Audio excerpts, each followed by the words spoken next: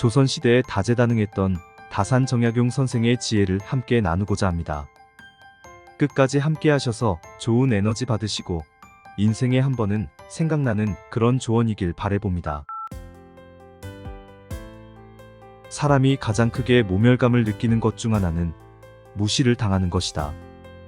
무례한 말이나 차별, 냉대와 소외같이 자신의 존재 가치가 부정당하는 일을 당하면 평소에는 아무리 이성적인 사람이라도 침착함을 유지하기 어렵다. 세상 그 어떤 누구라도 즉시 느낄 수 있는 것이 바로 무시당하는 것이다. 그러나 보통 사람들은 괜히 화를 냈다가 자신만 이상한 사람이 될까 두렵다.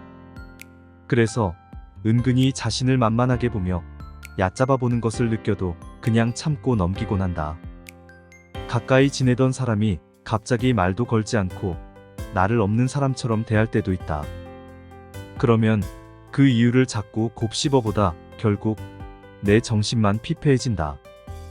미성숙한 자들이 그들의 결핍과 공허를 채우기 위해 가장 많이 하는 행동 중 하나가 바로 다른 사람을 무시하는 것이다. 누군가를 만만하게 대함으로써 자신의 존재감을 확인할 수 있기 때문이다. 상대가 작아져야만 마침내 자기가 중요하고 큰 존재라고 느낀다. 또한 이들은 인간관계에도 미숙하고 자존감이 낮다. 타인의 감정을 헤아리는 능력이 결여되어 있고 생각 역시 매우 경직되어 있다. 보통의 사람들이 이들로부터 스스로를 지키고자 선택하는 방법은 신경끄기다.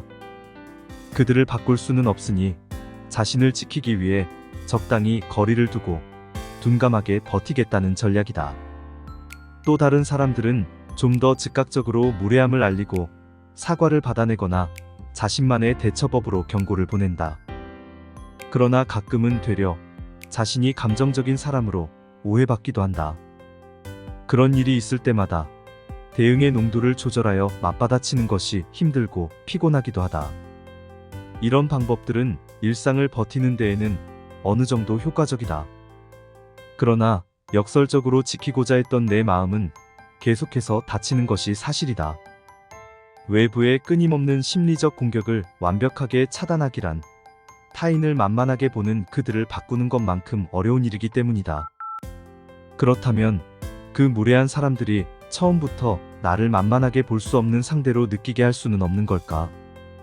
어떻게 하면 그들의 저급한 행동에 신경 쓰고 인생을 낭비하는 대신 나는 확연히 격이 다른 사람이라는 것을 은연중에 드러낼 수 있을까? 그들의 자존감 사냥에 걸려들지 않으면서 초연하고 여유로운 마음으로 그들을 상대할 수 있는 방법은 무엇일까? 스스로를 비난하거나 낮추지 마라. 내가 나를 대접하는 대로 남이 나를 대접한다. 내가 나를 업신여기는 행동을 하면 남들도 나를 업신여긴다. 윗사람이 나를 깔보고 아랫사람들이 나를 속이거나 꾀를 내는 것은 내가 그들에게 만만하게 보였기 때문이다. 스스로를 가볍게 여기고 업신여기는 사람은 남들에게 자신을 무례하게 대하라고 부추기는 것이다. 겸손은 무능함이나 낮춤이 아니다. 나에 대한 존중이다. 내가 나를 대접하는 것은 남에게 굽히지 않으면서 스스로의 가치와 품위를 지키려는 자존심을 갖는 것이다. 자존심은 긍지와 자신감의 출발이다. 해보기도 전에 이를 그르칠 염려부터 하는 것은 자기를 멸시하고 낮추는 것이다. 자존심이 있는 사람은 자기 주장에 따른다. 경솔하거나 분수 없는 행동은 피하되 자신을 업신여기지 않는다. 그러니 자신을 비하하며 값싼 존재로 만들지 말라. 스스로를 고귀하게 여기고 높은 가치를 부여해라. 그러면 그에 걸맞는 모습의 인생으로 변화하는 것을 경험하게 될 것이다. 경박함을 끊어내라. 상황의 작은 변화에 일희일비하는 것은 덕과 학식이 높은 사람의 몸가짐이 아니다. 아무리 좋은 일에도 나쁜 일이 따르고 아무리 나쁜 일에도 좋은 일이 따른다. 이랬다 저랬다 감정의 기복이 잦은 것은 내면의 수양이 그만큼 부족한 탓이다. 한치 앞을 내다보지 못한 채 들뜨거나 가라앉지 마라. 세상을 다 얻은 양 날뛰지도 말고 세상이 다 끝난 듯 한숨 쉬지도 마라. 사소한 일에 흔들리면 대의를 그르친다. 내 마음속에서 전전긍긍을 걷어내어 사심을 버려라. 남이 나를 업신여겨도 자리를 뺏기지 않으려는 욕심이 있다면 결국 그 자리도 지킬 수가 없을 것이다. 벌떡 일어나 툴툴 털고 떠나면 그뿐이라는 생각을 지녀라. 남들이 범접할 수 없는 위엄 있고 당당한 기상을 가지고 지위에 연연하지 않음을 보이면 나를 감히 도발하지 못한다. 무례하게 굴 수 없다. 남이 내게 함부로 굴거든 스스로를 돌아보라. 바람이 불어 흔들 수 있는 것은 표면의 물결뿐이다. 그 깊은 물속은 미동조차 하지 않는다. 생각과 뜻이 크고 넓은 속내를 지녀서 경박함을 끊어내라. 자세를 바르게 하라. 자세가 바른 자는 인생이 밝은 자다. 바른 자세로 앉을 때 낯빛이 바르게 되고 두려움이 줄어든다. 허리를 고추 세우고 앉으면 단전에서부터 정수리로 뜨거운 기운이 밀고 올라온다. 허리를 숙이거나 등을 기대면 기운은 다시 흩어진다. 기력이 빨리 소진되고 기분이 침체된다.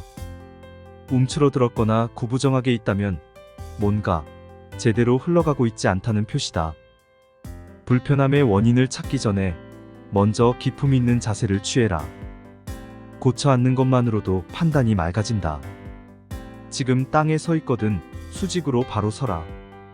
서 있는 몸이 지면과 수직에서 벗어나는 것은 몸이 한쪽으로 기운다는 것이다. 긴장과 경직이 초래된다는 것이다.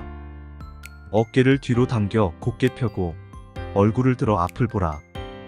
나약함이 수그러들고 자신감이 살아난다. 힘든 일이 있거나 마음이 괴로울 때도 바른 자세로 이겨내라. 자세는 몸과 마음 상태이다. 바른 자세는 좋은 인상과 좋은 생각, 자신에 대한 좋은 믿음을 만들어낸다. 그릇이 큰 사람이 되어라. 그릇이 큰 사람은 남을 탓하지 않는다. 일이 틀어지면 스스로를 반성할 뿐 남을 탓하지 마라. 문제는 항상 자기 안에 있다. 내 스스로 떳떳하면 누가 뭐라 해도 굽히지 말고 밀고 나아가라. 날마다 진보하여 큰 그릇이 되려거든 호연한 기상을 길러라. 내가 잘못한 것이 없는데 남들이 이러쿵 저러쿵 한다고 안절부절해서도 안 되고, 내가 특별히 잘한 것이 없는데 남들이 칭찬한다고 우쭐대서도 안 된다. 호연지기는 하늘을 우러러보고 땅을 굽어보아도 떳떳한 마음이다. 마음에 부끄러운 일이 없고 거짓이 없을 때만 깃드는 성스러운 기운이다. 칭찬과 아첨을 혼돈하지 말라. 칭찬은 사실을 표현하는 것이고 아첨은 없는 것을 있다고 하는 것이다. 비판과 비난도 구별할 줄 알아라. 비판은 옳고 그름을 판단하여 밝히거나 잘못된 점을 지적하는 것이다. 비난은 타인의 잘못이나 결점을 책잡아 나쁘게 말하는 것이다. 미워도 인정할 것은 인정하고 좋아도 잘못은 당당히 비판하되, 편을 가르지 말고 부하회동하지도 말아야 그릇이 큰 사람이 될 수 있다. 근면함 속에 떳떳한 마음이 싹튼다. 작은 상황들이 변화하는 것에 마음이 흔들리지 않으려면 떳떳함이 있어야 한다.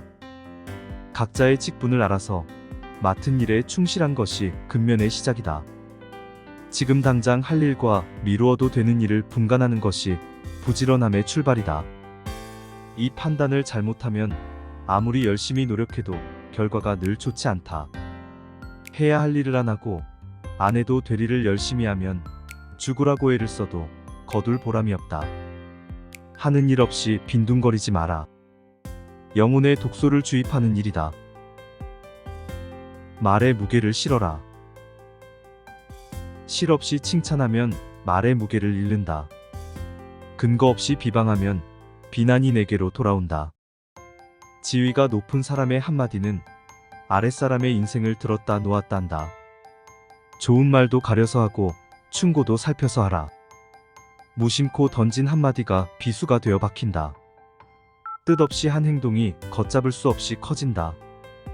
말과 행동이 사려 깊지 못해 원망을 사고 재앙을 부른다. 내가 뱉는 말이 나의 그릇이 된다. 그릇에 무엇을 담는가는 오롯이 나만의 몫이다.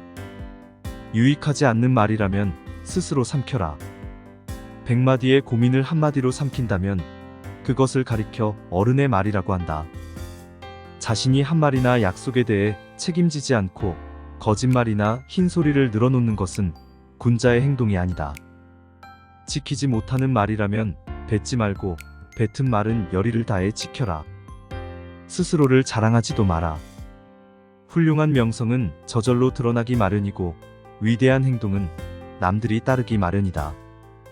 스스로 자랑하는 사람은 공이 없어지고 스스로 뽐내는 사람은 오래가지 못한다. 예의는 나를 대하듯 다른 사람을 대하는 것에서 시작되며 존경은 돌려받는 것이다. 하루는 조선을 개국한 이성계가 술에 취해 무학대사에게 스님은 돼지같이 생겼다고 농담을 던졌다고 합니다. 그러자 대사는 대왕은 부처님처럼 생겼다라며 받아쳤습니다. 이성계는 왜 농담을 농담으로 받지 않느냐고 물었습니다. 그러자 대사는 부처님 눈에는 부처가 보이고 돼지 눈에는 돼지가 보인다고 말했답니다.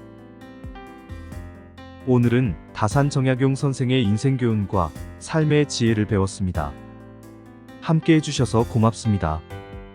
항상 행복한 인생, 지혜로운 인생 되시길 바랍니다.